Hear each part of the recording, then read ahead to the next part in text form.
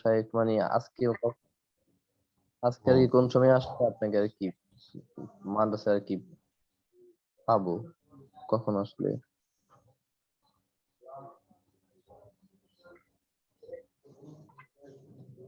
দেখা যাবে যদি ফোন দিয়ে এসে, জি ইনশাল্লাহ। নাহলে ক্লাসের পর রওনা দিলে পাইবে না। আচ্ছা, জি ফোনে সাইলেন্ট ইনশাল্লাহ। কথা, ফোনে কথা শুনতে হবে, হোয়াটসঅ্যাপে কথা বলি। যে আমাদের মূল আলোচনার দিকে চলে যায়। এখন আমরা গতকাল কি আলোচনা করতেছিলাম ক্লাসে? জি শাইখ, গতকালকে আমাদের এই দালিলু শাইই ফিল উমুরিল বাতিনা ইয়াকুমু মাকামা এর একটা মিসাল আলোচনা হচ্ছিল। যে এক লোক একটা গরু কিনলো, গরুর পিঠে একটা ছিল, দাগ ছিল। তো সে দাগটা দেখেই সে গরুটা আর কি নিয়ে গিয়েছে, তো তার খেয়ারে আইব সাকিত হয়ে যাবে। এই মিসালের উপর আলোচনা হচ্ছিল। জি, মাশাআল্লাহ।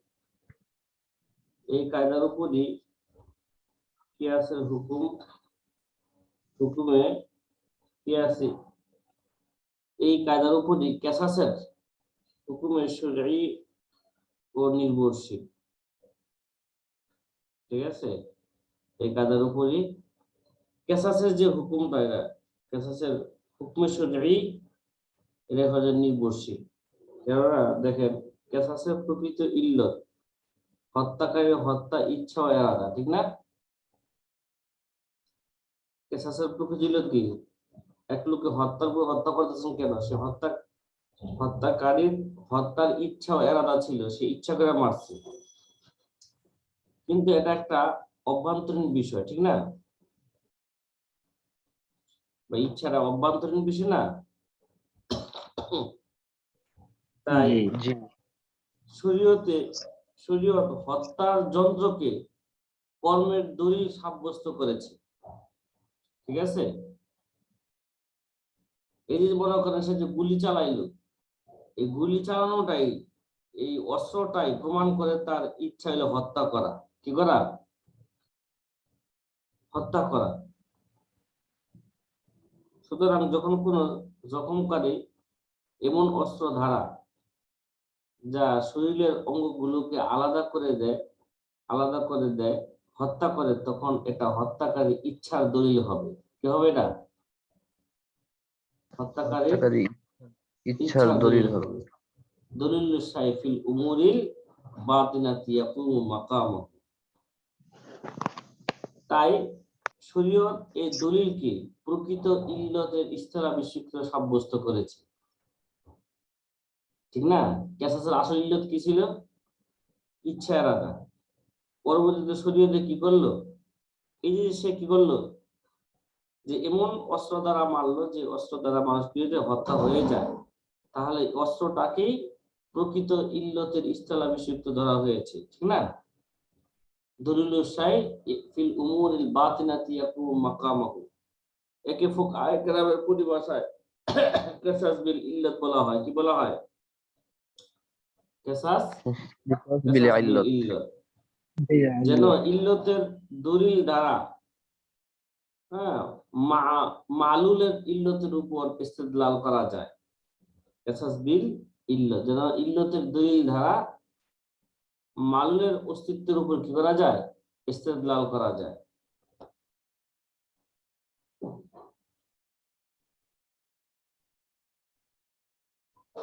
জি। আর দলিল কাকে বলে? দলিলের শাব্দিক অর্থ তো পথ প্রদর্শন করা, ঠিক না? ইস্তেদলাল। জি। পরিভাষায় দলিল দ্বারা উদ্দেশ্য ওই সকল বিষয় যা যার ইলম দ্বারা অন্য বিষয়ের এলেম অর্জিত হওয়া আবশ্যক হয়। যার ইলম দ্বারা অন্য বিষয়ের এলেম অর্জিত হওয়া কি হয়? আবশ্যক। আর আমাদের এই কাজটাকে সামনে রেখে আমাদের কিতাবের হাসিয়ার মধ্যে যেই উদাহরণটা দিয়েছে, কোন ব্যক্তি নিজ স্ত্রীকে আনতি জালেসাতুন বলার ইচ্ছা করলো। কি বললো? কোন ব্যক্তি আনতি জালিসাতুন। আনতি জালিসাতুন বলার ইচ্ছা করলো, আর ভুলবশত তার মুখ থেকে আনতি তালিকুন বেরিয়ে গেল, তাহলে তার এই বাক্য উচ্চারণের কারণে স্ত্রী তালাক হয়ে যাবে। ইচ্ছা করছিল কি ভাই, আনতি জালিসাতুন, বলে ফেলছে কি আনতি তালিকাতুন, ঠিক আছে। জি। তাহলে তার এই বাক্য উচ্চারণের কারণে স্ত্রী কি হয়ে যাবে ভাই, তালাক হয়ে যাবে। কারণ প্রকৃত ইচ্ছা এরাদার উপর অবগতি লাভ করাটা তো গোপন হওয়ার কারণে এটা কঠিন, ঠিক না? বাস্তব কি সে আনতি জালিসাতুন বলতে চাইছে না আনতি তালিকুন বলতে চাইছে, কিন্তু তার প্রকৃত ইচ্ছাটা তো এটা জানা আমাদের জন্য কি ভাই কঠিন না, কষ্টকর, অসম্ভব। কষ্টকর। তাই ওই শায়েখ, হ্যাঁ আমি আর কি যদ্দূর জানি যে মিশরের হানাফি ফোকাহায়ে কেরামের কাছে এই ক্ষেত্রেও নিয়ত কি ছিল কি ছিল না এর উপরই হুকুমটা হবে। এখন সে যদি নিয়ত করে বলে তাহলে হবে তালাক, আর না হলে তালাক হবে না। না এটা না, এটা শরীর মধ্যে কোনো মিশর, নিয়তের, শরীর শব্দের মধ্যে কোনো নিয়তের কোনো নেই, ঠিক আছে। জি এটা তো সে নিয়ত করছে না না করছে এটা তো বাইনাহু ওয়া বাইনাল্লাহ, কিন্তু এই দেখেন কজাআন হুকুম আমাদের হবে তো বাহ্যিক হুকুম। আমাদের কায়দায় কি বলে এখানে, দেখেন শরীয়তে কই থেকে বললো যে এটা এই কায়দাকে ভিত্তি করেই তো হয়েছে, দলিলু শাইফিল উমুরিল বাতিনাতি ইয়াকুমু মাকামাহু। জি ভাই, আপনি যেটা বলছেন ওইটা আমাদের মাযহাব মনে হয় না, ঠিক আছে। জি জি শাইখ, এটাই হতে পারে। কি বলতেছিলাম, তাহলে কি হয়ে যাবে গা, তালাক তালাক হয়ে হয়ে যাবে না। যাবে। কারণ প্রকৃতির ইচ্ছা এরাদার উপর অবগতি লাভ করাটা তো এটা একটা গোপন বিষয়, এটা কঠিন। কারণ তো কি আছে এটা কি বলা যায় বলেন, হ্যাঁ জি না। নাই। কারণ প্রকৃতি যে তাই ওই ব্যক্তির জ্ঞানী এবং প্রাপ্ত বয়স্ক হওয়াকে ইল্লতের স্থলাভিষিক্ত ধরে ধরে দেওয়া কি স্থলাভিষিক্ত করে দেওয়া হয়েছে। মানে ওই ব্যক্তি যদি জ্ঞানী এবং প্রাপ্ত বয়স্ক হয় তাহলে এটাকে কি কথা হয়েছে, তার ইল্লতের স্থলাভিষিক্ত করে দেওয়া হয়েছে। তার মানে প্রাপ্ত বয়স্ক এবং জ্ঞানী ব্যক্তি যদি আনতি তলিকুন বলে তাহলে বুঝতে হবে যে তার অন্তরে কি আছে, তালাকের ইচ্ছা আছে, ঠিক আছে, তালাকের ইচ্ছা আছে। ইচ্ছা আছে। কিন্তু সে তালাকের ইচ্ছা করেই সে কি বলেছে, আনতি তলিকুন বলেছে। আর তা এভাবে যে যদি জ্ঞানী ও প্রাপ্ত বয়স্ক লোক কোনো কাজ করে ফেলে তাহলে তা সচেতন অবস্থায় ও নির্ভুল ভাবেই করে, ঠিক আছে। সুতরাং জি। ইল্লতের আলামতের কারণে তার উপর তালাক পতিত হওয়ার হুকুম সাবেত হয়ে যাবে।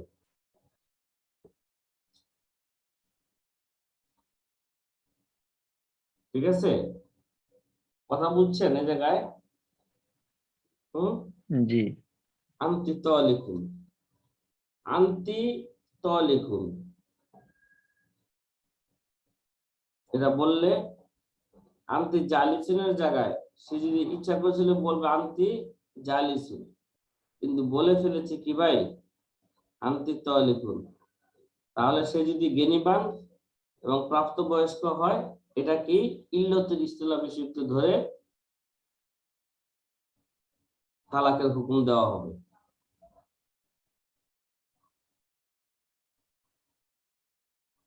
কথা বুঝে আসছে? তাহলে ইল্লত আলামত কোনটা জি। হইলো বলেন, ইল্লত আলামত যে তালাকের ইচ্ছা করা হচ্ছে আলামত কি হলো, সে যে জ্ঞানী এবং প্রাপ্তবয়স্ক। কারণ একটা জ্ঞানীমান যেগুলো বলে সে সচেতন অবস্থায় বলে নির্ভুল ভাবে করে, ঠিক না? কি করে, নির্ভুল ভাবে নির্ভুল করে। ভাবে। হ্যাঁ, এই জন্য দলিলুল শাইখি উমুরিল বাতিনাতি, উমরে বাতিনের মধ্যে জিনিসের এটা কি হবে, তার স্থলাভিষিক্ত হয়ে যাবে। অভ্যন্তরীণ কোনো বিষয় দলিলকে ওই বিষয়ের স্থলাভিষিক্ত ধরা হবে। যে কোনো একটা মেশাল, কতগুলো মেশাল দিয়েছে, একটা মেশাল যেখানে ঢোকান তাহলে এই মাসালটাই ঢোকানো সহজে, তাহলে কি হবে? দলিলু শাইফিল উমুরিল বাতিনাতি ইয়াকুমু মাকামাহু। জি জি, এটা ছিল গতকালের বাকি অংশটা, সময় নিলাম। 137 নাম্বার কায়দা মনে হয় এখন শুরু হতে যাচ্ছে নাকি? কায়দাতুন জিক্রু মা লা ইয়াতাজাজ্জা কা জিক্রি কুল্লিহি। কি ভাই? জিক্রু মা লা ইয়াতাজাজ্জা কা জিক্রি কুল্লিহি। কোন পিডিএফটা একটু আরো বস্তুর নিচে আনলে। আহ, আহ, দেখেন, কায়দাতুন জিক্রু মা লা ইয়াতাজাজ্জা কা জিক্রি কুল্লিহি। কায়দাটা আসবাব নাজারের মধ্যে আছে। কোন বস্তুর এমন অংশ বিশেষ উল্লেখ করা, কোন বস্তুর এমন অংশ বিশেষ উল্লেখ করা যাকে ওই বস্তু থেকে আলাদা করা যায় না, ওই বস্তু থেকে আলাদা করা যায় না, তাহলে পূর্ণ বস্তুটি উল্লেখ করার অন্তর্ভুক্ত হবে। কি বললাম ভাই? জিক্রু মালা ইয়াতাজাজ্জা মানে কোন বস্তুর এমন অংশ বিশেষ উল্লেখ করা যাকে ওই বস্তু থেকে কি করা যায় না, আলাদা করা যায় না, তাদাজি করা যায় না, জুজুজ করা যায় না। কাজিক্রি কুল্লিহি, তাহলে পূর্ণ বস্তুটি উল্লেখ করার নামান্তর ধরা হবে। কাজিক্রি কুল্লিহি, তার পূর্ণ বস্তুটি উল্লেখ করা নামান্তর ধরা হবে। কথা কি বুঝে আসছে অর্থটা? জি স্যার। দেখেন, মানুষের মধ্যে মানুষের মাথাটাই এটা কুলের অন্তর্ভুক্ত। কি ভাই, ঠিক না?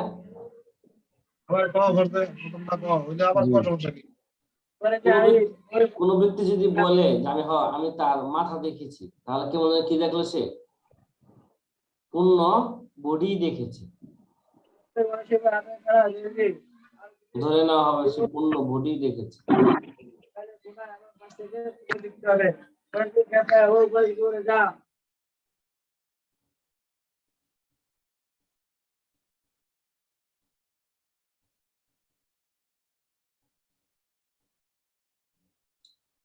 দেখেন, এই কায়দার ভিত্তি মূলত আমরা 38 নাম্বার কায়দা, যেটা আমরা 38 নম্বর কায়দা পড়েছিলাম। কি কায়দা পড়েছিলাম? 38 নম্বর কায়দা বলেন।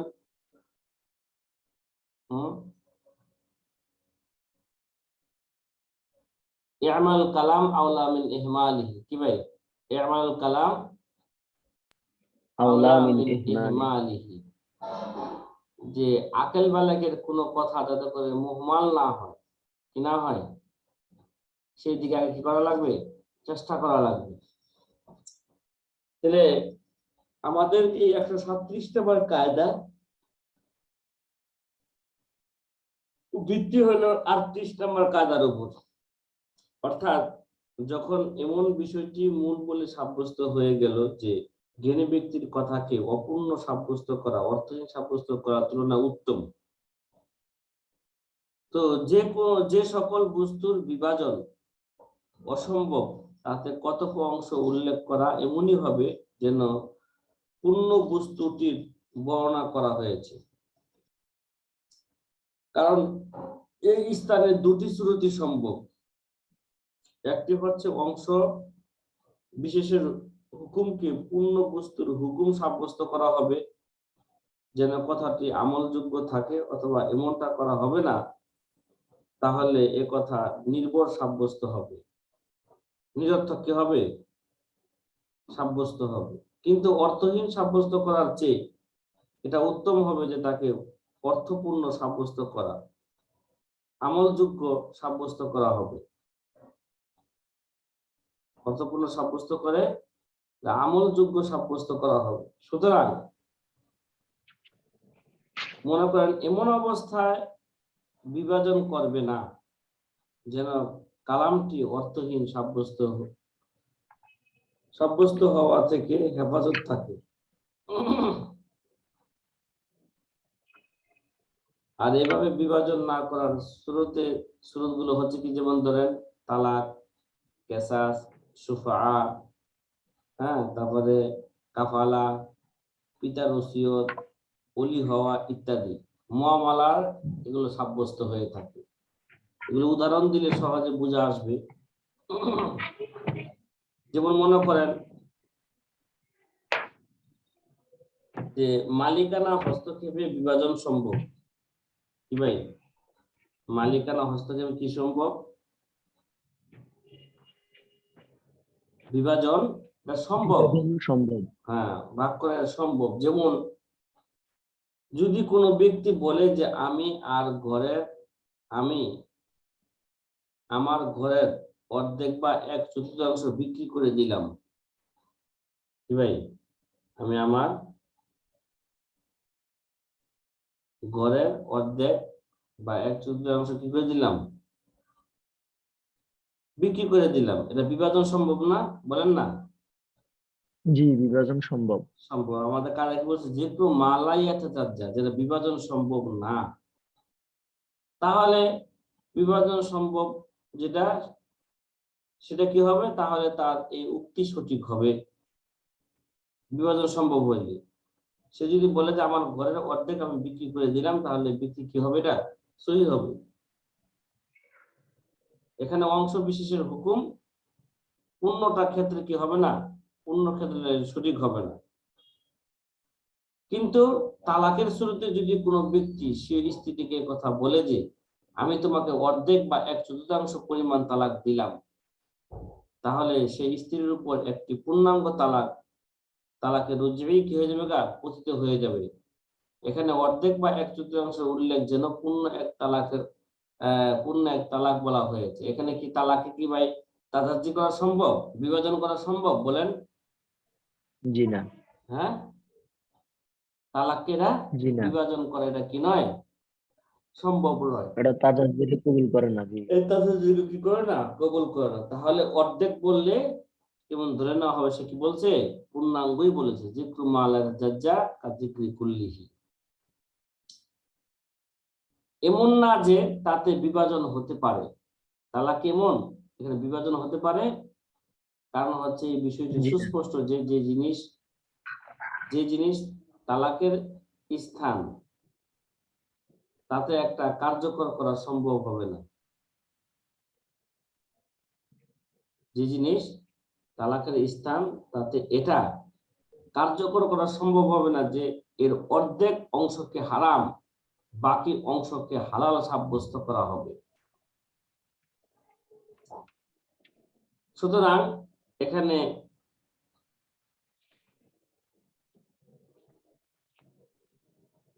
আনতি তালিকুন,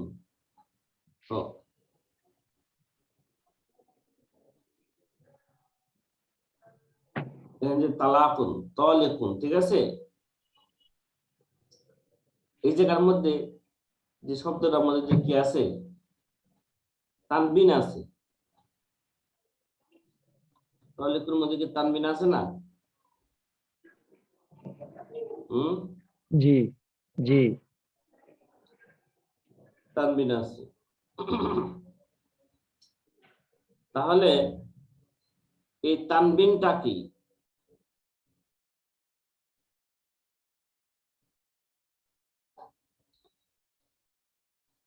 না, ভুল বলেছি। এই জায়গায়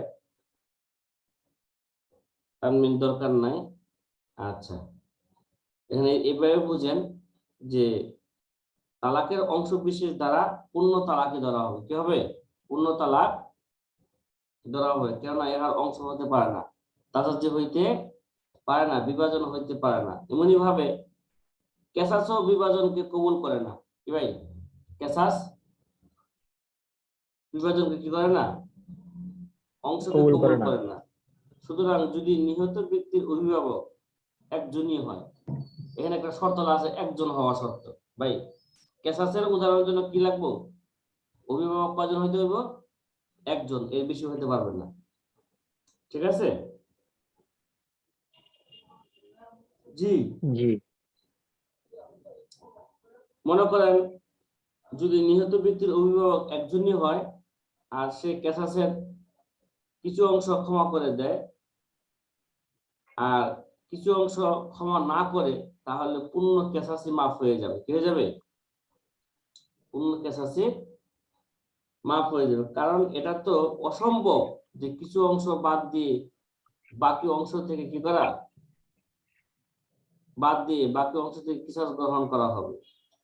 আর আমাদের নিকট এটাও বৈধ না যে যতটুক অংশ ক্ষমা করে নাই এর পরিবর্তে দিয়ত হিসাবে সম্পদ গ্রহণ করবে। কারণ ওলির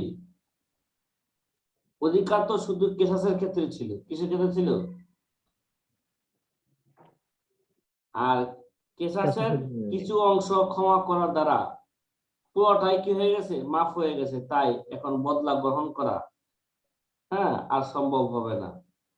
তবে যদি এই কিছু অংশ ক্ষমা না করে পূর্ণ কেসাসের বিনিময়ে মাল গ্রহণ করে, তাহলে বদলা গ্রহণ করা কি হবে? সঠিক হবে।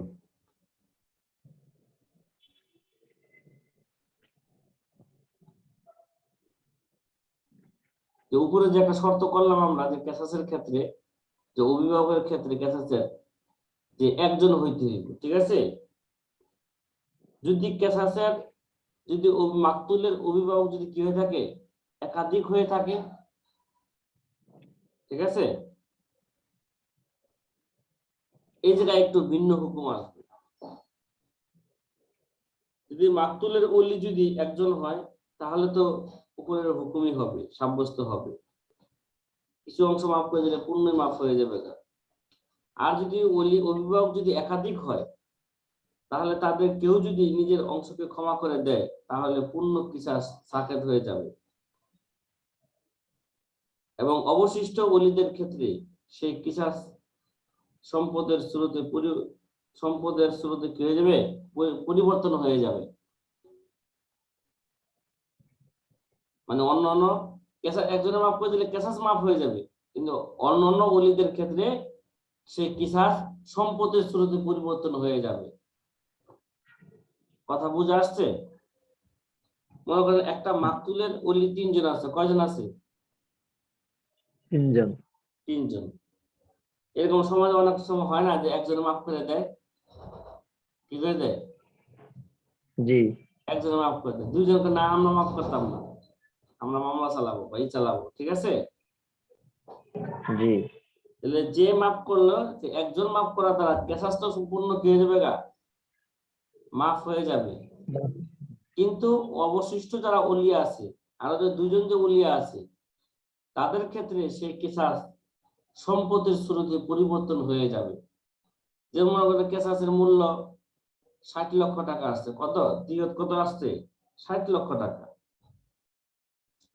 তাহলে একজনে মাফ করে দিচ্ছে 20 লক্ষ টাকা, আর বাকি 2 জন অভিভাবক কি পাবে? 40 লক্ষ টাকা তাদেরকে দিতে হবে, ঠিক আছে? জি। জি, এমনি ভাবে দেখেন সুফার মাসালায় ফুকাহায়ে কেরাম এই বিষয়টি সুস্পষ্ট ভাবে বর্ণনা করেছেন যে সুফার দাবিদার যদি দাবিকৃত জমির অংশ বিশেষের মধ্যে স্বীয় দাবি ছেড়ে দেওয়াকে মেনে নেয়, তাহলে পূর্ণ জমির দাবি সাকেত হয়ে যায়, বাতিল হয়ে যাবে। ভাই শাফি যদি কি করে, বলে যে না আমি পূর্ণটা নিব না, অর্ধেক নিব, ঠিক আছে? অর্ধেকের মধ্যে দাবি করলো আর অর্ধেকের মধ্যে কি দিল? ছেড়ে দিল। ভাই হক, এটা সুফার যে একটা তাদের অধিকার ছিল, হক ছিল, এটাকে দাদাজি করা যায়? বলেন। জি না। তাহলে তার সুফার দাবি কি হয়ে যাবে? অর্ধেক সাকেত করে দিলে তার পুরাই সুফার দাবি সাকেত বাতিল হয়ে যাবে, ঠিক আছে? জি। কারণ আমরা আমাদের মাকসুদ গ্রন্থের মধ্যে এর ইল্লত বর্ণনা করা হয়েছে যে সুফার অধিকার সাবেত হওয়ার ক্ষেত্রে বিভাজনকে কি করে না? কবুল করে না। আর অধিকার রক্ষার ক্ষেত্র বিভাজন কি করে না? কবুল করে না। এমনি ভাবে ধরেন যদি পিতা যদি কোনো ব্যক্তিকে কোনো বিশেষ বিষয়ে ওসি নির্ধারণ করে, তাহলে সেই ওসি এতিমদের সমস্ত বিষয়ে ওসি হবে।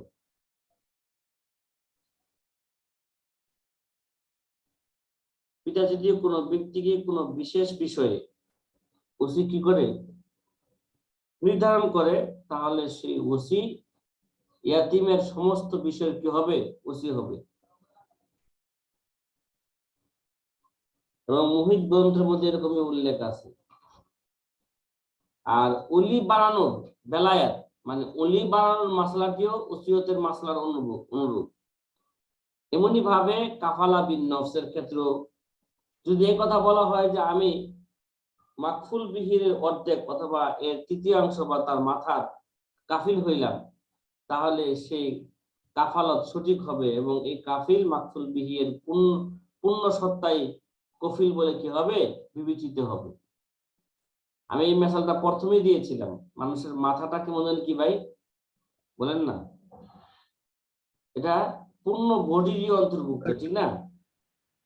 কোন ব্যক্তি যদি বলে যে একটা কাফিলের মাসলা, কাফাল মাসলা, আমি তার মাথার কি নিলাম, এক ব্যক্তি কাছে টাকা পাবে, সে দেয় না। আর তৃতীয় ব্যক্তি বলো ঠিক আছে আমি তার কি নিলাম, আমি তার মাথার জিম্মা নিলাম। অথবা বললো যে তাহলে কি হবে, তোমার জন্য হলো তার পূর্ণ ব্যক্তির কিনে হলো কাফালা বিন নফস, পূর্ণ ব্যক্তির কিনা হইলো দায়িত্ব নেওয়া হলো। হ্যাঁ, তাহলে পূর্ণ সত্তারই পূর্ণ ব্যক্তিরই কাফিল বলে সে কি হবে, বিবেচিত হবে। কথা কি বোঝা আসছে ভাই? জি, অনেকগুলো উদাহরণ দেওয়া হইবে। এবার আমরা 138 নম্বর কায়দার দিকে চলে যাই। 138 নম্বর কায়দা দেখেন, এটা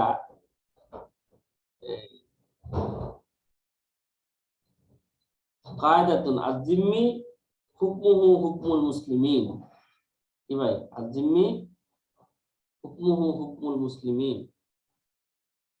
জিম্মি তথা মুসলিম রাষ্ট্রের অধিকারী অমুসলিমদের হুকুম মুসলিমদের নেই। কি বললাম, মুসলিম রাষ্ট্রের অধিবাসী, আর জিম্মি হুকমুহু, জিম্মি মানে কি, মুসলিম রাষ্ট্রের জিম্মি। তাহলে মুসলিম রাষ্ট্রের অধিবাসী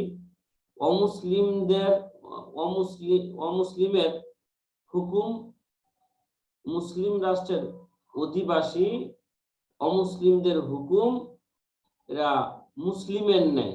কি নেই ভাই, আর জিম্মি হুকমুহু হুকমুল মুসলিমিন। কোন মুসলমান রাষ্ট্রে যদি কোনো অমুসলিম যদি কি হয় বসবাস করে, ঠিক আছে,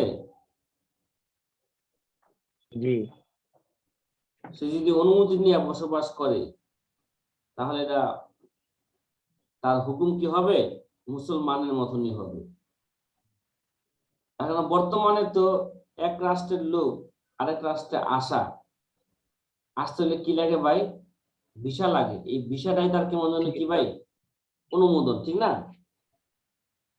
জি, ভিসাটা তার জন্য কি ভাই, বসবাসের অনুমোদন। ভিসা আমাদের লেখা থাকে সে কত মাস থাকবে, কত বছর থাকবে, থাকে তাই কত বছর জন্য কি দেওয়া হইলো, অনুমোদন দেওয়া হইলো।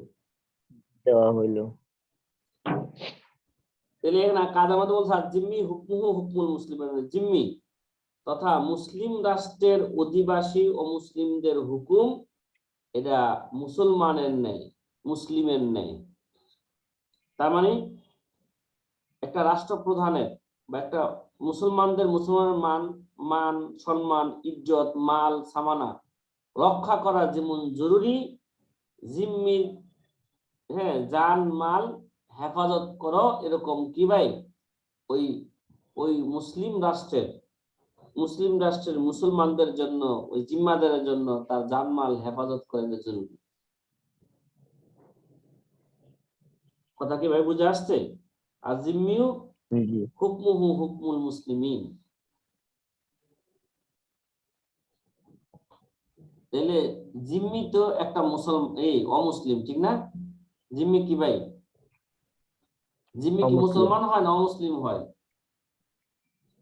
অমুসলিম। অমুসলিম হয়। কিন্তু এখন বলেন যে আপনারা তো মুসলমান হয়েও, আমরা মুসলমান হয়েও আমরা তো জিম্মির মতনই চলি নাকি, বলেন না? জি আমাদের হুকুমটা জিম্মির চোর আর কি নিচে দরজা। জিম্মির তো জানমালের হেফাজত থাকে, আমাদের দেশে কি আমাদের জানমালের হেফাজত আছে? বলেন না। জি না, জি না। যে কোনো সময় অ্যাটাক হইতে পারে।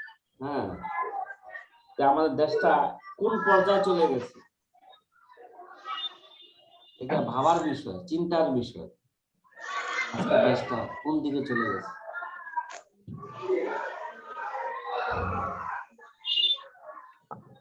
বাংলা আপনার জানের কোনো নিরাপত্তা নাই, আপনার মালের কোনো নিরাপত্তা নাই, ঠিক আছে?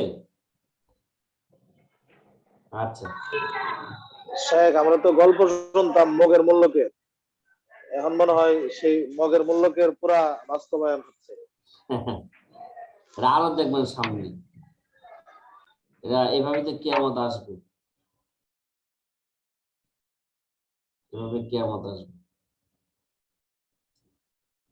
আচ্ছা, এই যুগটা আমি যতটুকু বুঝতেছি, এটা জাহেলিয়তের যুগকে, হ্যাঁ, বর্তমানে যে অবস্থা দেশের মানুষের, জাহেলিয়তের যুগকে কি করে ফেলছে তারা, ওভারটেক করে ফেলেছে। জি যদিও হাদিসের মধ্যে আসছে বাদা আল ইসলাম গরিবা ওয়া সায়াউদু কামা বাদা ফাতুবা লিল গুরাবা। ইসলাম এসেছে অপরিচিত অবস্থায়, তারপরে ইসলামকে সবাই চিনছে, আবার ইসলামের অবস্থা এরকম হয়ে যাবে, কেউ চিনবে না ইসলামকে। কিন্তু জাহেলিয়তের যুগে দেখা যায় একটা কন্যা সন্তান হইলে বাপে সেটাকে বাগানে নিয়ে বা দূরে এলাকায় নিয়ে এটাকে জিন্দা কি করতো, কবর দিত, ঠিক না? পুঁতে ফেলতো। জি জিন্দা কবর দিত। এখন দেখা যায় পত্রিকার মধ্যে পাওয়া যায় বাপে আর বাপের বন্ধু মিলে মেয়েকে দর্শন করে হত্যা করেছে। ভাই, এটা জাহেলিয়তের যুগের, আরো মারাত্মক। ঠিক না? বলেন না। জি জাহেলিয়তের যুগে কি করলো এরা, সারাই দিল এটা। জাহেলিয়তের যুগকে হার মানায় দিল এই জাহেলিয়তের যুগে। কি অবস্থা!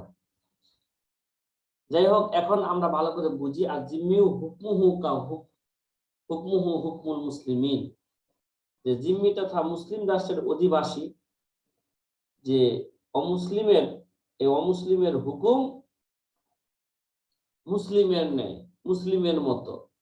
তাহলে আগে আমরা বুঝি যে জিম্মি যেহেতু গায়রে মুসলিম, গায়রে মুসলিম কত প্রকার? 4 প্রকার নাকি? ফুকাহায়ে কেরাম বিধানের দিক থেকে অমুসলিমদেরকে 4 ভাগে বিভক্ত করেছেন। কয় ভাগে বলেন? 4 ভাগে। 4 ভাগে। ফুকাহায়ে কেরাম বিধানের দিক থেকে অমুসলিমদেরকে 4 ভাগে বিভক্ত করেছেন। প্রথম প্রকার হইল অমুসলিমদের আহলে জিম্মা। কি ভাই? আহলে জিম্মা। আহলে জিম্মা ওই সকল অমুসলিম যারা কোনো মুসলিম রাষ্ট্রে চুক্তিবদ্ধ হয়ে সে দেশে বসবাস করে। কি ভাই, আহলে জিম্মা কাকে বলে? আহলে জিম্মা ওই সকল অমুসলিম যারা কোনো মুসলিম রাষ্ট্রে চুক্তিবদ্ধ হয়ে সে দেশে কি করে, বসবাস করে। তাহলে ফুকাহায়ে কেরামের পরিভাষায়, তাহলে তাদেরকে ফুকাহায়ে কেরামের পরিভাষায় কি বলা হয়? জিম্মি বলা হয়। যার অর্থ হচ্ছে তাদের সহিত মুসলমানদের মুআমালা শুধু কল্যাণের ভিত্তিতেই নয়, বরং রক্ষণাবেক্ষণ হিসাবেও হবে। কি হবে? কেননা তাদের পূর্ণ হেফাজতের জিম্মাদারি গ্রহণ করা হয়েছে। এটা, এই আহলে জিম্মা, এটা নবীজির যুগও ছিল, সাহাবায়ে কেরামের যুগও ছিল। ঠিক আছে? এই আহলে জিম্মা আবার 2 প্রকার। কয় প্রকার বলেন? আহলে 2 জিম্মা প্রকার। 2 প্রকার। এক প্রকার হচ্ছে যে সকল অমুসলিম যারা মুসলমানদের সহিত মোকাবেলা করেছিল, অতঃপর মুসলমানরা তাদের রাজ্য জয় করে নিয়েছে, আর তারা পরাজিত হয়ে ইসলামী রাষ্ট্রের বদ্ধ অধিবাসী হওয়ার উপর সন্তুষ্ট হয়ে গেছে। ঠিক আছে, এটা এক ধরনের। দ্বিতীয় হচ্ছে ওই সকল মুসলিম যারা পূর্বেই সন্ধি চুক্তির মাধ্যমে ইসলামী রাষ্ট্রের অংশ হয়ে গেছে, যেমন নবুয়তের সময়কালীন নাজরানবাসী। নবুয়তের সময়কালীন কি ভাই? নাজরানবাসী, তাদের সাথে যুদ্ধ করা লাগে না, তারা আগেই তারা মুসলমানদের রাষ্ট্রে কি হয়ে গেছে গা, তারা জিম্মি হয়ে গেছে, আগেই তারা হার মানছে। এবং উমর রাদিয়াল্লাহু আনহুর জামানায় বনি তাগলাব বিশেষ চুক্তির মাধ্যমে ইসলামী রাষ্ট্রের আনুগত্য কি করেছে, কবুল করে নিয়েছিল। এই দুই শ্রেণীর অমুসলিম সাধারণ মুসলমানদের নেই, কি বললাম, এই দুই ধরনের অমুসলিম সাধারণ মুসলমানদের নেই। মানে অধিকারের বিবেচনায় একেবারেই মুসলমানদের সমপর্যায়ের বিবেচিত হবে। তাদের থেকে ফৌজি কোনো খেদমত করা হবে না, কি হবে না? ফৌজি কোনো খেদমত করা হবে না, ফৌজি খেদমত গ্রহণ করা হবে না, বরং তাদের থেকে অতি সাধারণ একটি ট্যাক্স গ্রহণ করা হবে। কি করা হবে? তাদের থেকে ট্যাক্স। ভাই, মুসলমানদের থেকে নিব সরকারের যাকাত, এখন মুসলমানদের থেকে সরকার কি নেয়? আর ট্যাক্স নিব জিম্মি ব্যক্তি থেকে, এখন দেখা যায় মুসলমানদের কি দিতে হয়? ট্যাক্স দিতে হয়। পুরা উল্টা। কি ভাই, দেশ কি হয়েছে গা? জি, আকসে মুস্তাবি। পুরা উল্টা হয়ে গেছে। তাহলে এই ট্যাক্সের দ্বিতীয় শ্রেণীর উপর তাদের সাথে মনে করেন কি সন্ধি ভিত্তিক নেওয়া হবে, যা সন্ধির সময় আপোষ নির্ধারিত ছিল। জিম্মি তো দুই প্রকার বললাম, ঠিক আছে? দুনো দল থেকে কি নিবে? ট্যাক্স নিবে। কিন্তু দ্বিতীয় শ্রেণীর যারা নাকি আগেই সন্ধি করেছিল, যুদ্ধের পরাজিত হওয়ার পরে না, যুদ্ধই করেন, তারা আগেই মুসলমানদের রাষ্ট্রের বিধান তারা মেনে নিয়েছে, মুসলমানদের দেশে থাকবে, মুসলমানদের নিয়ম অনুযায়ী মেনেই চলবে, তাহলে তাদের থেকে ট্যাক্স কি নিবে? ওই সন্ধির সময় যতটুকু উল্লেখ ছিল অতটুকু নিবে, এটা আর কম বেশ করতে পারবে না। ঠিক আছে, এই কম বেশ করার অধিকার আমির বা রাষ্ট্রপ্রধানের কোনো কি থাকবে না, এখতিয়ার থাকবে না। প্রথমে যে চুক্তি হয়েছে ওই চুক্তি অনুযায়ী ট্যাক্স নেবে। আর আমাদের দেশে মাশাআল্লাহ মুসলমানদের ট্যাক্সের কোনো কি নাই, যখন খুশি তখন বাড়া দিচ্ছে, নাকি? কারো কোনো কথা বলার কি নাই, সুযোগ নাই। কি ভাই, আছে? আছে না নাই বলেন? সুযোগ নাই কথা বলার। আমাদের দেশে তো ট্যাক্স মাশাআল্লাহ ঢালাও ভাবে সবার থেকে নিচ্ছে। একটা গরিব মানুষ, সে মোবাইল করে, সুযোগ পাইছে, একটা মোবাইল দিছে, সে কল দিলে এখান থেকে ট্যাক্স কাটে না? বলেন না? জি জি। তাহলে প্রথম শ্রেণী থেকে যে